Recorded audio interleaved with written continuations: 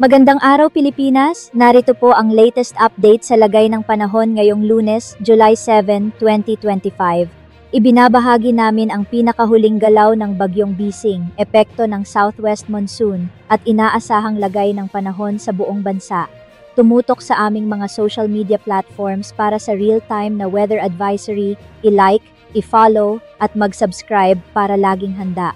Ayon sa latest update ng Pag-asa, ang Typhoon Bising, Danas, ay nasa 405 kilometers north-northwest ng Itbayat, Batanes kaninang alas 4 ng umaga.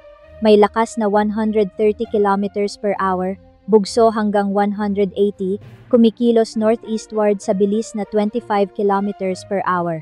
Nasa loob ng PAR, pero walang direktang epekto sa bansa, malayo sa kalupaan at wala nang nakataas na wind signal. Posibleng lumabas ng PAR ngayong araw. Inaasahang humina bilang LPA sa mainland China by Wednesday.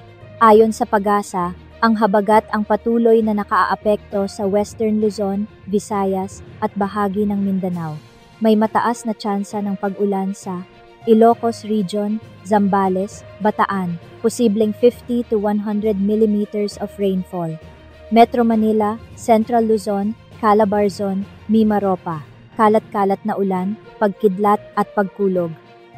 Western Visayas, Zamboanga Peninsula, BARM, maulap na kalangitan, tuloy-tuloy na pag-ulan. Mas maaliwalas ang panahon sa Bicol Region, Central and Eastern Visayas at ibang bahagi ng Mindanao, pero may tsansa pa rin ng localized thunderstorms sa hapon hanggang gabi. Asahan ang mga pagbugso ng hangin sa mga sumusunod na lugar hanggang Miyerkules, Ilocos Region, Cagayan, Isabela, Aurora, Zambales, Bataan, Quezon, Masbate, Romblon, Occidental Mindoro, Palawan. Sa ating lagay ng karagatan, no-gill warning in effect. Sa Northern Seaboard, katamtaman hanggang maalon. Mag-ingat pa rin sa mga baybayin na maaaring maapektuhan ng thunderstorm-induced waves. Forecast temperatures, Metro Manila, 25 to 31 degrees Celsius, Baguio, 17 to 21, Tuguegarao, 24 to 31, Cebu, 26 to 32, Davao, 25 to 32. At iyan po ang ulat panahon ngayong Lunes. Para sa sunod-sunod na updates, I-like at I-follow kami sa Facebook, mag-subscribe sa aming YouTube channel at i-click ang notification bell para sa forecast na tumpak, malinaw at maaasahan. Maging alerto po tayong lahat, lalo na sa mga lugar apektado ng ulan at hangin.